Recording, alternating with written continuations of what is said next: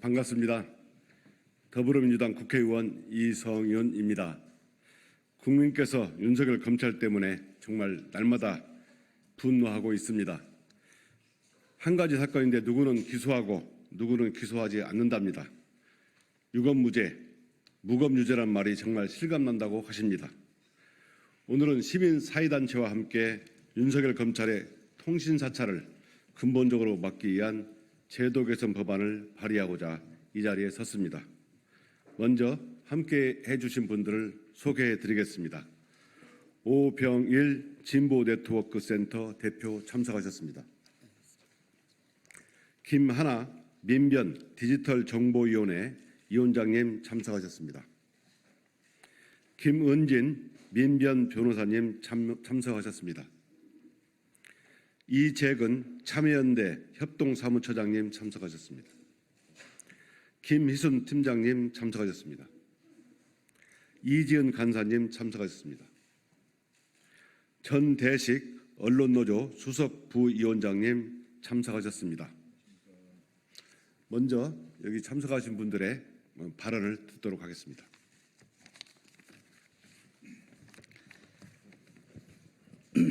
네, 반갑습니다. 저는 방금 소개받은 진보네트워크센터 대표 오병일입니다. 저희 시민사회단체들은 통신 이용자 정보 역시 매우 민감한 정보이고 따라서 수사 목적의 제공에 있어서도 엄격한 요건이 필요하다고 주장해왔습니다. 이는 비단 국내 단체들의 일방적인 주장이 아니고 국제인권기구들도 권고해온 내용입니다. 유엔 자유권규약위원회에서도 2015년, 2023년 두 번에 걸쳐 한국 수사기관이 수사 목적이라는 포괄적인 이유로 영장 없이 통신 자료를 요구하는 것에 대해서 우려를 표하고 한국 정부의 이용자 정보는 영장이 있을 때만 제공할 것을 권고한 바 있습니다. 2019년 한국을 방문했던 조셉 카나타치 유엔 프라이버시 특별보고관은 대한민국 방문 결과 보고서에서 민감하지 않은 것으로 간주되어 법원 영장이 필요하지 않은 메타데이터 요청은 다른 민주주의 국가보다 훨씬 제 열람 요청이 한국에서 이루어지고 있는 것으로 보인다면서 무분별한 접근을 막고 현재 과도하게 이루어지고 있는 요청 수를 줄임으로써 프라이버시 보호를 개선하기 위해서라도 이러한 요청은 사법부의 감독을 받을 것을 권고한 바 있습니다. 유럽 사법재판소 역시 가입자 정보를 비롯한 커뮤니케이션 데이터가 통신 내용만큼 민감한 정보를 제공하며 그 보호를 강화할 필요가 있다고 판시하였습니다. 통신 이용자 정보는 개인에 대한 프로필을 형성하는 수단을 제공하여 실제 통신 내용만큼 민감한 정보를 제공한다는 것입니다.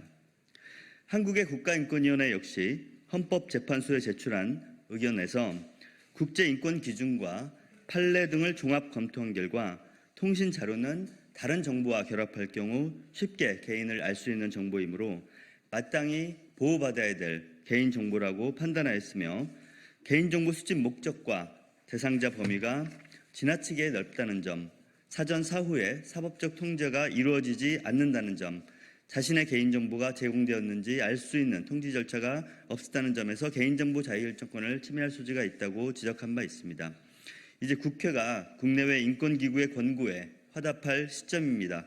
한국의 통신 이용자 정보가 수사기관의 편의에 따라 무분별하게 제공되지 않도록 국제인권규범에 따라 법제를 개선해 주실 것을 촉구합니다. 감사합니다.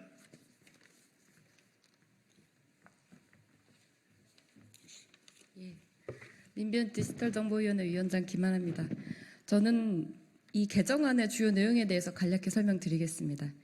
이 통신 이용자 정보는 이용자의 성명이나 전화번호, 주소, 아이디 같은 정보이고 통신 사실 확인 자료는 휴대전화를 사용할 경우에 수발신 번호, 수발신 시간, 기지국 위치들을 알 수 있는 자료입니다. 현행법은 통신 이용자 정보와 통신 사실 확인 자료 두 개를 나누어서 구유를 하고 있고 전자의 경우는 법원의 허가 없이 그리고 유예 기간을 자유롭게 하도록 정하고 있는 반면에 통신 사실 확인 자료의 경우는 영장주의 하에서 법원의 허가를 받도록 하고 있습니다. 이러한 것에 대한 문제가 계속적으로 지속이 되었고, 통신 이용자 정보는 사실 그 자체로 개인정보일 뿐만 아니라 다른 정보와 결합하였을 때 사생활을 침해할 수 있는 자료로 통신비밀보호법상 통신사실 확인 자료와 동등한 수준의 보호가 필요합니다. 개정안은 기존 전기통신사업법에 규율했던 통신 이용자 정보 제공 제도를 통신비밀보호법에서 규율하도록 하고, 이 통신사실 확인 자료와 동등한 수준으로 사전, 사후 통제가 가능하도록 정하고 있습니다. 먼저 통신 이용자 정보 개념은 그대로 두되 그 규율을 전기통신사업법이 아니라 통신비밀보호법에 개념을 신설하고, 수사기관이 통신 이용자 정보 제공을 요청하는 경우 법원의 허가를 받고 당사자에게 그 사실을 통지하는 경우에도, 유예하는 경우에도 법원의 허가를 받고 기간은 3개월로 한정하도록 하였습니다. 나아가 통지를 받은 당사자, 즉 정보 제공을 당한 당사자가 제공의 적법성에 대해서 법원에 심사를 청구할 수 있는 구제 절차를 신설하였고, 통신 이용자 정보를 불법으로 제공하는 것을 금하고, 만약 불법적으로 제공했다면 이를 증거로 사용할 수 없도록 하면서 통비법에서 정한 절차를 거치지 않고 이를 제공한 경우에 처벌까지 가능하도록 조항을 신설하였습니다. 이상입니다.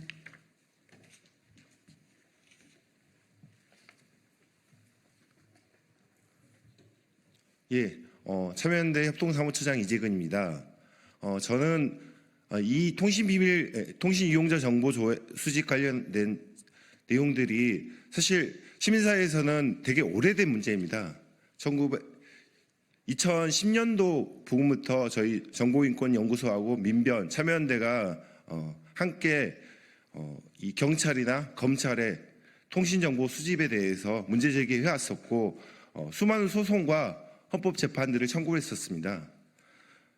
실제로 저희 시민사회가 낸 헌법재판소에서 인용이 됐습니다. 그래서 얼마 전에 법이 개정돼서 이번에 언론인들에 대해서 3,000명 대량 사찰이 이루어졌다는 것이 확인된 이유가 이 사후통보 제도가 도입됐기 때문입니다. 하지만 그 제도만으로는 이 문제를 해결할 수가 없습니다.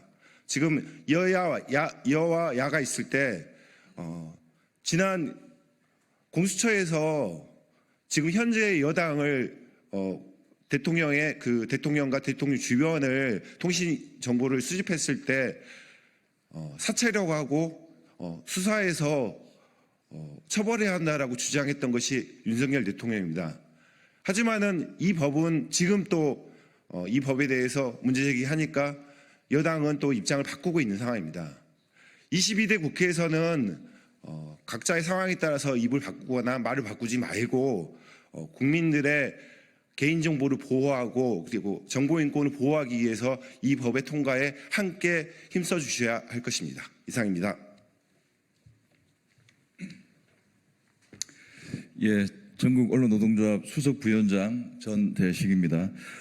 이게 지금 8월 5일에 이 사건이 8월 초에 이 사건이 불거진 뒤에 제가 정확히 말씀을 드릴게요.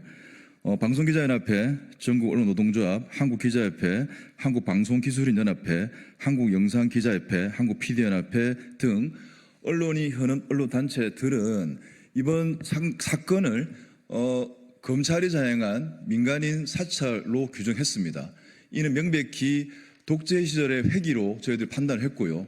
이후에 관련된 검찰 인사들에 대한 파면 및 그리고 제도 관련된 재발 방지책을 요구했고, 지금 무엇보다도 이번 사찰을 향했던 검찰을 향한 석고대죄를 요청했습니다. 하지만 한 달 한 보름 지난 이 시점까지 검찰에서는 사과할 생각이 전혀 없는 걸로 보입니다. 언론노조 등 포함한 현업 언론단체는 오늘 이성윤 의원이 대표 발의하는 이 법 개정과 관련해서 전폭적인 지지를 보냅니다. 아울러 이와 함께 이번 사건의 본질들이, 특히 언론인들이 저희들이 파악하기로는 3,000명 정도가 사찰 대상이 되었고, 그중에 저희들이 실제 파악한 게 한 10%가 넘습니다. 대부분 언론인들이 가장 우려하는 부분들은 윤석열 대통령의 명예훼손 수사와 아무런 관련이 없는 언론인들이 단지 통화를 했거나 휴대폰에 전화번호가 있다는 이유만 가지고도 통신자 이용자 정보가 조회되었다는 사실에 굉장히 분개하고 있습니다. 아울러 검찰이 말은 명예훼손 수사이지만은 사실상 흔히 말하는 간접 잡는 공안 수사를 통한 수사 방식이라고 보고 있습니다. 이 과정에서 저희들이 우려하는 부분들은 언론인들이 가진 휴대폰 정보나 이런 것들이 결국에 취재원에 관련된 부분들이 있습니다. 이런 부분들에서 사실상 현행법에서는 오늘 이제 법안 발의되겠지만 이런 부분들 포함해서 전혀 취재원 보호와 관련된 부분들은 논의가 되고 있지 않습니다. 그래서 오늘 시민사회가 수십 정도 더 고민했던 법 발의에 대해서는 저희들이 현업단체들이 적극적인 지지를 보냅니다. 아울러 이 법과 함께 취재원 보호와 관련된 법안 논의가 이번 기회를 통해서 전 사회적으로 번져야 한다. 이런 말씀을 드리겠습니다. 이상입니다.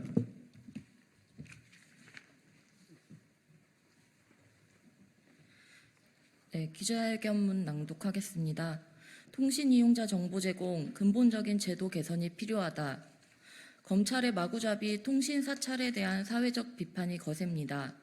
올해 8월 초 서울중앙지검 반부패 수사 일부에 무차별적 통신 이용자 정보 조회 사실이 알려져 전 국민을 분노케 한 바 있습니다.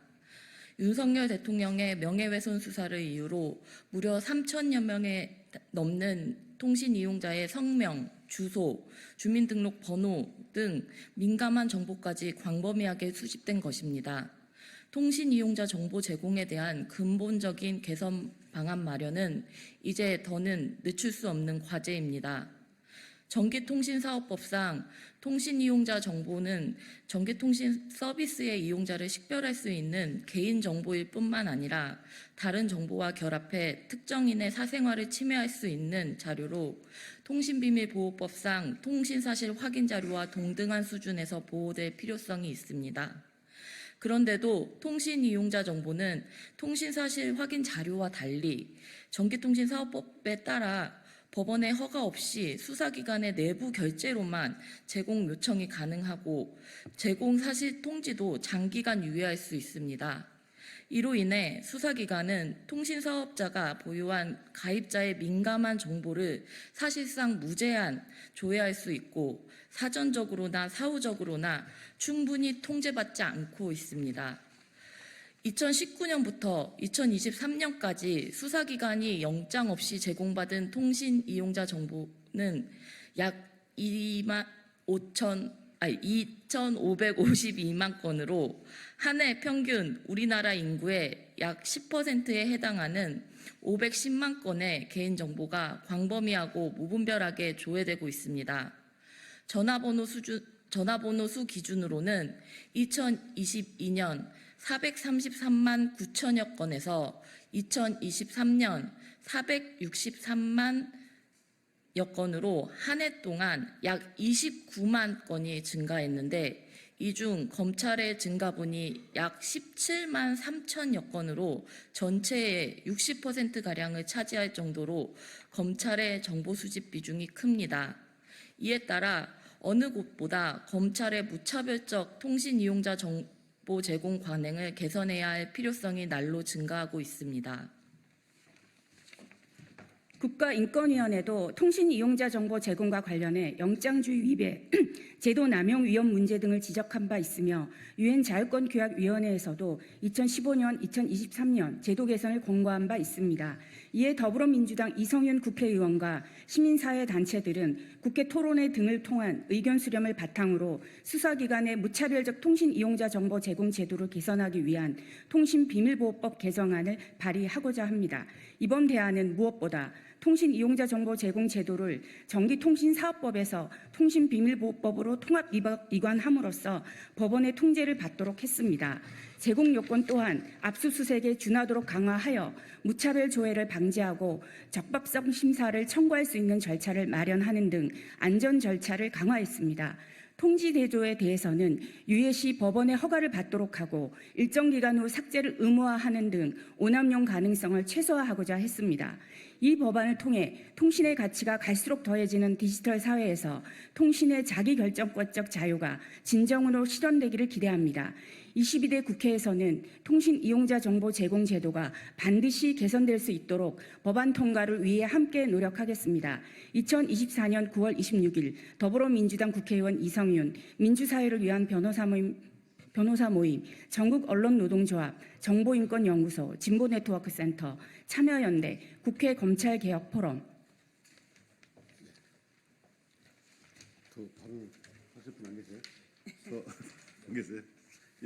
이상으로 마치겠습니다. 감사합니다.